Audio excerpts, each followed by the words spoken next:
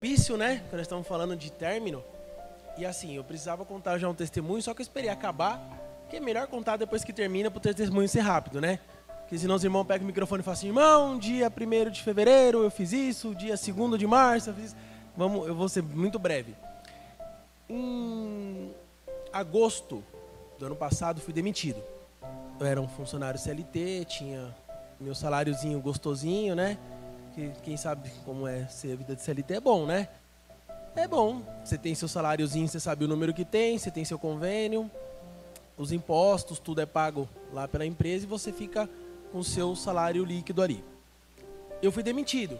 Eu saí dessa empresa, eu entrei nessa empresa de uma forma muito curiosa, porque Deus, eu já tinha desistido de sair da TOTUS, estava na TOTUS já há uns 4 anos, mais ou menos, ia para 5, e lá eu também era CLT, só que eu estava estagnado.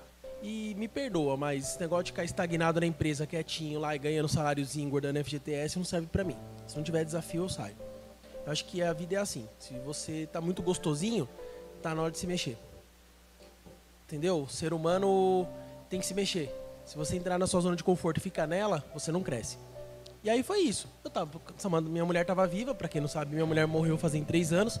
E nesse momento aí eu tinha uma decisão. Eu ficava na TOTUS lá quietinho, paradinho, caladinho, fazendo meu trabalho lá medianamente ou mediocremente, porque é o que acontece quando você está insatisfeito com o seu salário, você começa a ser medíocre. Eu tinha essa opção, mas eu não queria.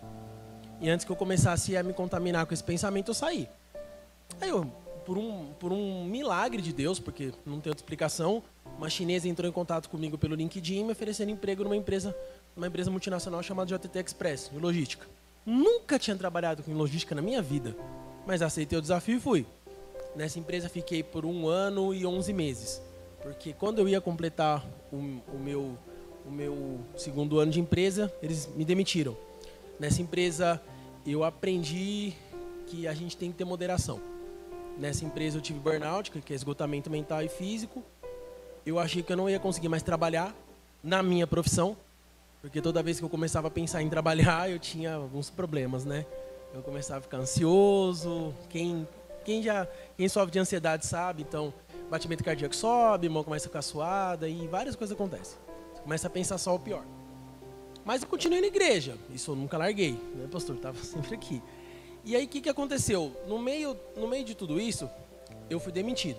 Peguei meu salário, orei e falei: ó, Senhor, sou teu servo, sou teu, o que eu faço? Me ajuda, eu tenho 2 filhos para sustentar, não sei o que eu vou fazer. E comecei a pedir ajuda para todo mundo que eu podia. Falei: galera, ó, quem souber de alguma coisa me avisa. Só abriu uma portinha bem estreita para mim, assim. Eu não tinha entendido na época, mas o senhor abriu uma portinha estreita para mim. Uma consultoriazinha pequena me aceitou, ali perto da Berrine. Fui, comecei a trabalhar lá, no Morumbi, aliás. Comecei a trabalhar lá. Só que desde o começo era muito estranho essa consultoria, sabe? Eram uns prazos mais largos, só que eu não recebia bem lá. Eu não posso falar para vocês que eu recebia bem. Eu pagava minhas contas e sempre faltava. Sempre tinha que completar um pouquinho com a minha rescisão. Sempre. E eu orando e não entendendo nada. E orando, falei: Senhor, mas e aí? Aí quando chegou em dezembro, eu tive uma queda muito grande. Porque em dezembro eu trabalhei em Natal, trabalhei Ano Novo, trabalhei virada de ano. E eu recebi 1/3 do meu valor de costume. 1/3. Então, aquele tempo todo, eu estava vendo a minha botija de azeite secando, né? E eu sempre orava, falava: Senhor, Senhor, Senhor, Senhor. E eu não entendia. E o Senhor quieto, o Senhor não respondia a oração. Até que eu me entristeci, eu me apavorei e eu quase abri mão de tudo. Quase abri mão de igreja, de trabalho, de tudo, porque não fazia sentido na minha mente. Que a palavra do Senhor fala para mim assim: o justo não mendigará o pão. O ímpio junta para o bem do justo. Não, eu falei: Senhor, não estou entendendo. Aí no meio daquilo tudo mais, eu não me revoltei contra o Senhor. Eu falei: Senhor, tem alguma coisa que está acontecendo que eu não estou entendendo. Tem alguma coisa que eu não estou entendendo. Não é possível. Porque eu entendo que os planos do Senhor são muito maiores do que o meu. E eu não estava entendendo. Nesse momento eu olhei para o céu e falei assim: Senhor, eu nunca fiz isso, mas hoje eu vou fazer.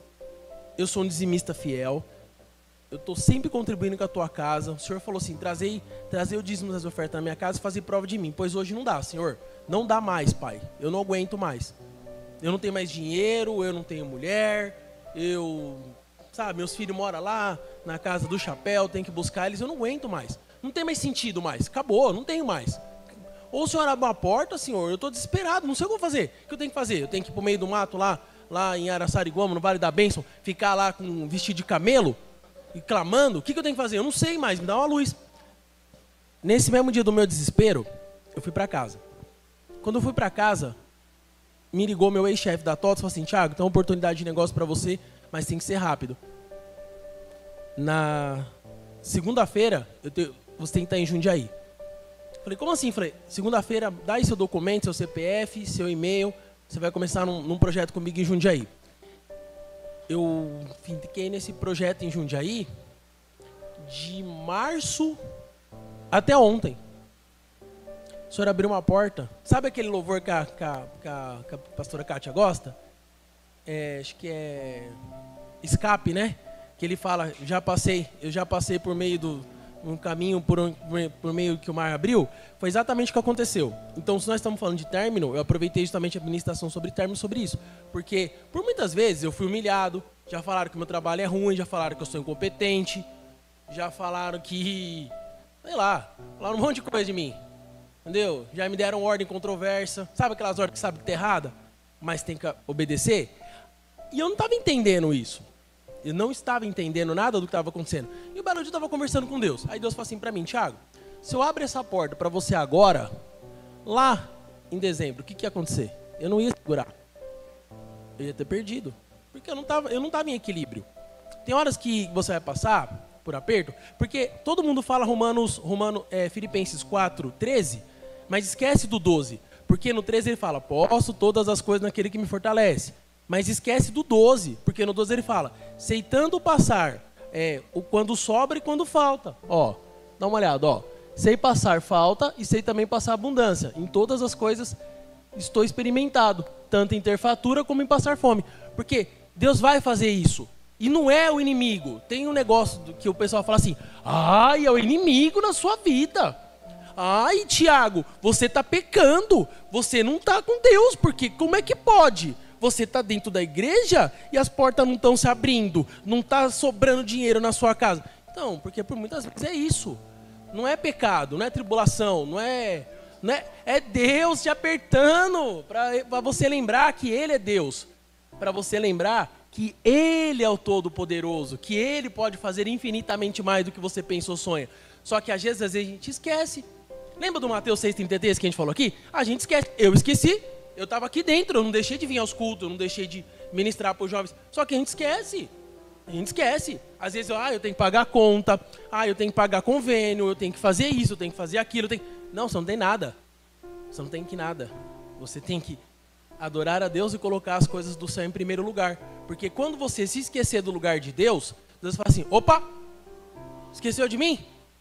Esqueceu de mim? Então, peraí. Tá gostosinho onde você tá? Tá gostosinho, né? Ganhou dinheiro, tá viajando, tá comendo, tá passeando. Peraí. Tá esquecendo de mim. Deixa eu dar só aquela apertadinha. A gente acaba esquecendo de uma coisa. Eu estava refletindo sobre isso, a gente acaba esquecendo de uma coisa. Não há maior do que Deus na sua vida. Você serve ao Deus Todo-Poderoso. E todas as coisas cooperam para o seu bem. Só que não é do jeito que você quer. Não é do seu jeito.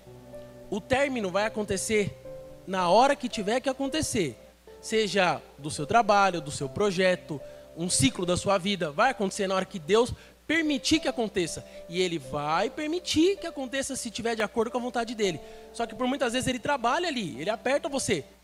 Porque às vezes você está falhando e você não está prestando atenção. Ele está mandando a palavra pela boca do Milton, aqui para a nossa igreja.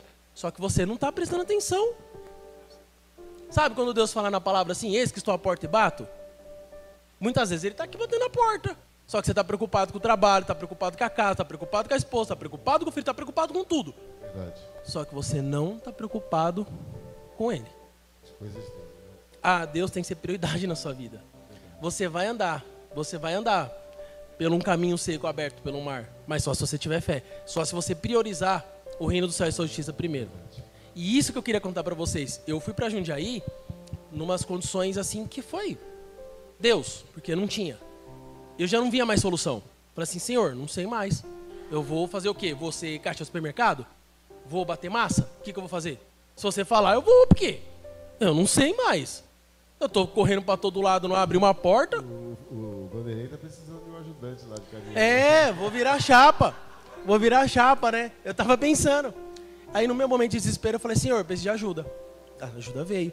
Aí eu, lá em Jundiaí, né? Foi até bom sair daqui um pouquinho para dar uma esparecida, porque todas as vezes, isso aí foi uma coisa importante. Todas as vezes que Moisés prezou de Deus, você viu que ele se afastou do povo? E todas as vezes que Jesus precisava falar diretamente com Deus porque ele estava preocupado, ele também saía do meio do povo? Isso é necessário. Às vezes é muito legal a comunhão com vocês, mas tem hora que eu estou precisando falar em particular com Deus. E no Novo Testamento eu lembro onde ele fala assim, fecha a porta do teu quarto e ora lá em silêncio.